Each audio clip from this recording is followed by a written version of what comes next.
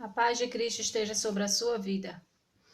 Te convido neste momento a você pegar a sua Bíblia, você que tem Bíblia, para juntos meditarmos na palavra do Senhor, que se encontra no livro de Mateus, capítulo 10, a partir do versículo 24. Na minha Bíblia tem um título e diz assim: As dificuldades, que quer dizer que servir ao Senhor Jesus e segui-lo significa que vamos ter dificuldades. Amém? Vamos saber quais são dessas dificuldades. A partir do versículo 34 diz: Não penseis que vim trazer paz à terra. Não vim trazer paz, mas espada, pois vim causar divisão entre o homem e seu pai, entre a filha e sua mãe, e entre a nora e sua sogra. A partir do momento em que a gente resolve seguir e servir ao Senhor Jesus, termos vida com o Senhor Jesus, abandonarmos os nossos querer a fazer as coisas deste mundo, as coisas dessa terra, vamos ter dificuldades de fazermos a vontade do Senhor, pois a própria palavra está falando que ele não veio trazer paz à terra, não veio trazer paz, mas espada. Pois vim causar divisão entre o homem e seu pai, entre a filha e sua mãe, entre a nora e sua sogra. A partir do momento em que, dentro de uma família, no meio de uma família, uns servem a Deus e outros não, isso vai causar o quê?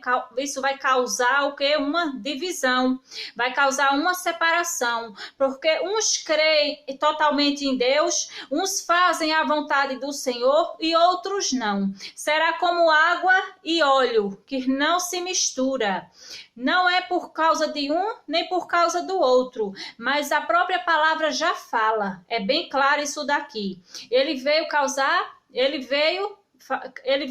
divisão entre um e outro. Vai haver essa divisão entre um e outro, entre o que serve a Deus como ao que não serve a Deus. O que serve a Deus vai se sentir afrontado por aqueles que não servem. E os que não servem vai se sentir afrontado também por aqueles que servem.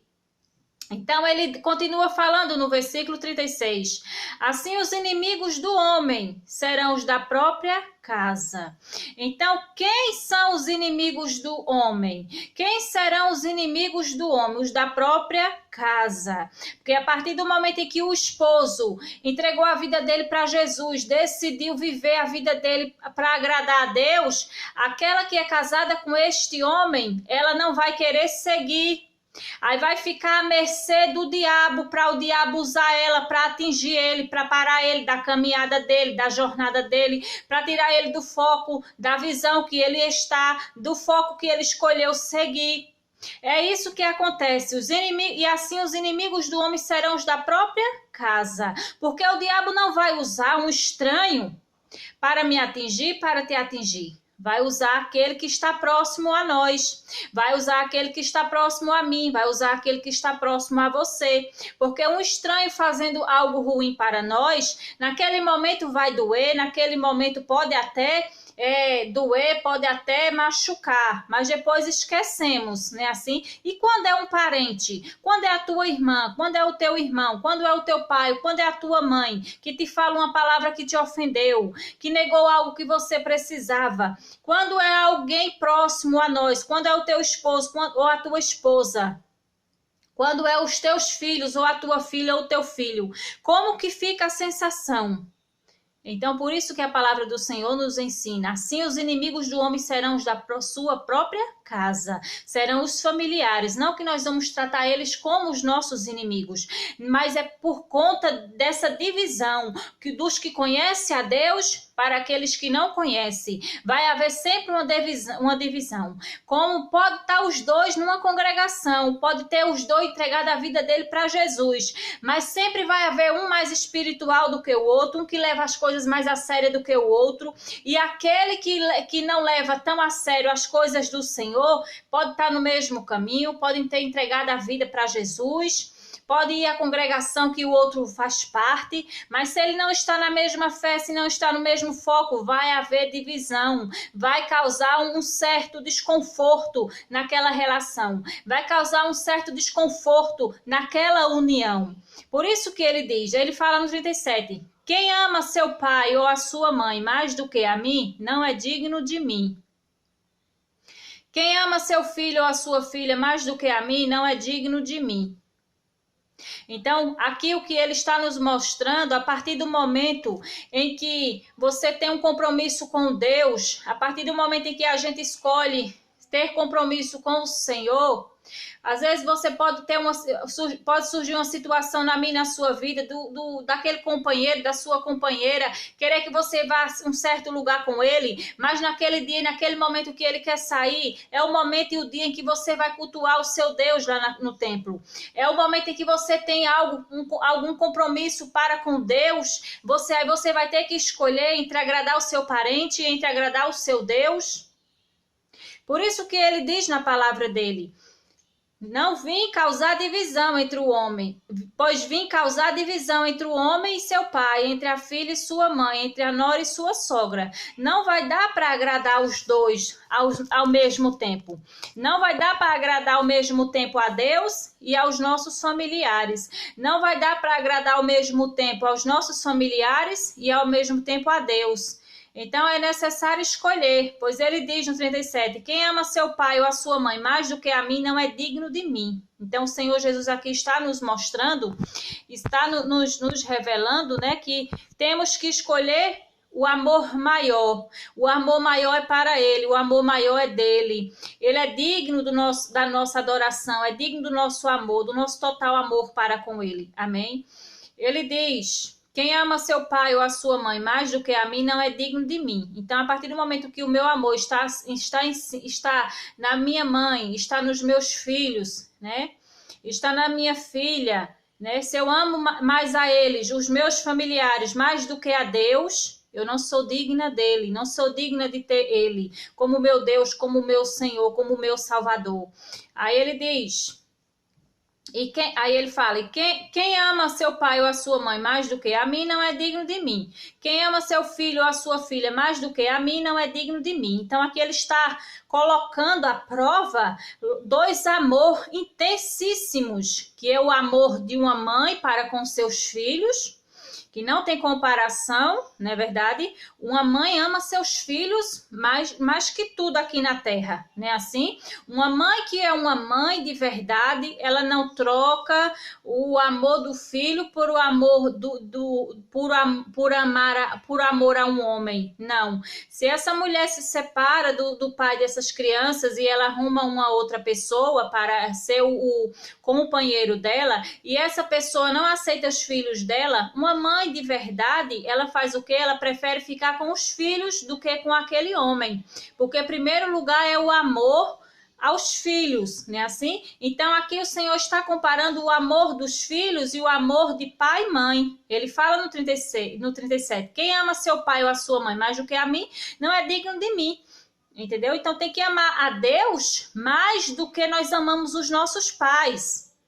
Tem que amar a Deus mais do que nós amamos nossos filhos. Esse é o amor que o Senhor quer de nós. Um amor acima de tudo e de todas as coisas. Amar a Deus acima de tudo e de todas as coisas. Só assim nós iremos conseguir cumprir os mandamentos dele para as nossas vidas. Amando a ele acima de tudo e de todas as coisas. No versículo 38 ele diz, e quem não toma a sua cruz e vem após mim, não é digno de mim. E quem não pega toda a sua carga, todos os seus problemas e segue a ele, e aquele que não é forte, aquele que não é corajoso para enfrentar o que tem que enfrentar e ao mesmo tempo ser forte e corajoso para seguir adiante, para seguir após Jesus, não é digno de Jesus, porque muitas das vezes a gente falamos, né?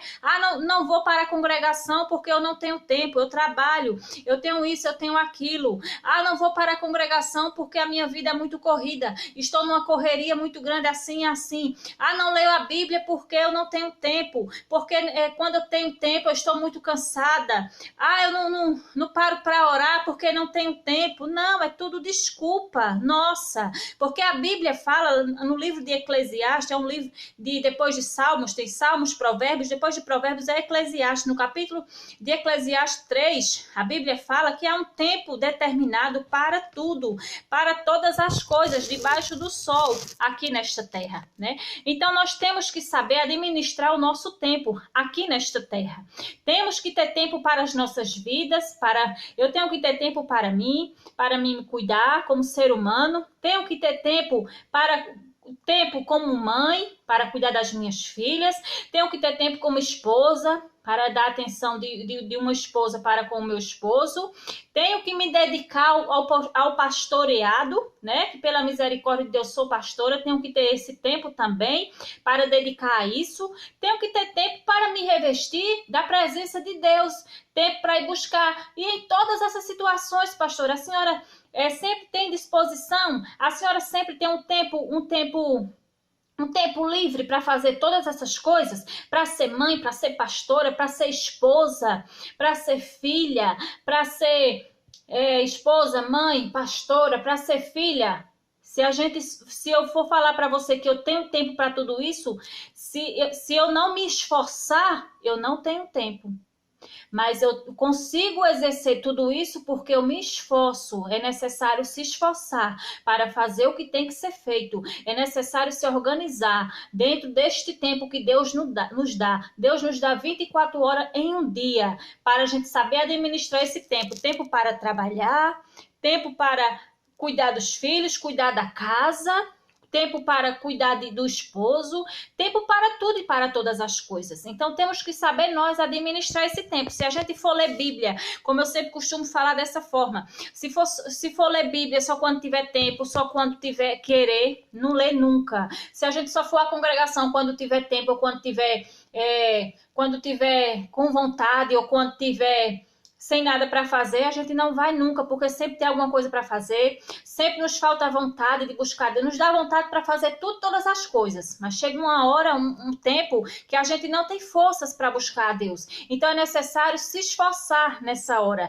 aí buscar, né? É necessário priorizar a nossa vida espiritual, o que é mais importante na nossa vida. É necessário a gente ter as nossas prioridades para que a gente venhamos cumprir a vontade de Deus. Amém? Ele diz no versículo 39, quem acha a sua vida, perdê-la-á. Quem todavia perder a vida por minha causa, achá-la-á. Quem achar a sua vida, perdê-la-á. Quem todavia perder a vida por minha causa, achá-la-á. Então, as pessoas vivem se iludindo com a vida nessa terra, vivem se iludindo com as coisas dessa terra, né? Eu tenho que viver a minha vida, porque eu sou novo, eu sou isso, sou aquilo. Você tem que viver sim, mas viva em Deus, porque a Bíblia fala para a gente não ajuntar tesouros nessa terra, aonde a traça e a ferrugem os ladrões roubam, mas é para a gente ajuntar tesouro lá no céu. Como que é isso, juntar tesouros no céu? Vida com Deus enquanto estamos aqui nessa terra. Nós estamos juntando as nossas riquezas lá, no céu, não é aqui na terra não. A minha e a tua riqueza não é aqui na terra, porque aqui na terra os ladrões roubam. Aqui na terra a traça e a ferrugem vem e corrói, destrói tudo aquilo que você suou, tanto para conseguir, tanto para juntar. Vem de repente o ladrão e rouba, vem a ferrugem e a traça e destrói tudo que você juntou, tudo que você planejou ali no teu suor. Então, quem acha a sua vida, perdê-la-á. Quem vive curtindo, sabe, sem ser em Deus, é tudo em vão. Você vai a uma festinha hoje, amanhã aquela festinha já passou. Mas eu fui me divertir. É uma diversão passageira. Você só foi lá só gastar, correr perigo, se arriscar, né? Foi lá correr perigo, se arriscar de alguém quebrar uma garrafa na tua cabeça, arriscar de uma briga ali, uma bala perdida te atingir. Foi lá só é uma curtição passageira. Na presença do Senhor, não. Tudo é eterno. Porque o que a gente faz aqui, o que a gente planta no Espírito a gente colhe. Amém? Então, essa é a palavra do Senhor para a sua vida. Ele diz, quem acha a sua vida, perdê-la-á. Quem todavia perder a vida, por minha causa, achá-la-á. Então, quem vive curtindo essa vida, se iludindo com a vida neste mundo, aqui nesta terra, né, passageira, que tudo isso é passageiro, vai perder a vida, né? Quem vive vivendo a vida para este mundo, para as coisas dessa terra, vai perder. Que vida é essa? A vida eterna. Mas quem Quem, todavia, perder a vida por minha causa, achá-la-á. Então, aquele que dedica a sua vida para Deus, para as coisas de Deus, aquele que dedica a sua vida para Deus e para as coisas de Deus, não vai perder a vida, vai ganhar, vai achar que é a vida lá no céu. Vida eterna Jesus vai me dar. Vida eterna Jesus vai te dar. Vida eterna Jesus quer te dar. Então, somente te coloca na posição de amar Ele acima de tudo, todas as coisas. E não se esquece, não te ilude, não te engana, que os inimigos do homem é os da própria casa. A palavra do Senhor nos mostrou. O diabo não vai usar o estranho, não. Vai usar aquela tua colega que conhece da tua vida. Vai usar o teu esposo para falar uma palavra que te chateie, porque o teu esposo te conhece.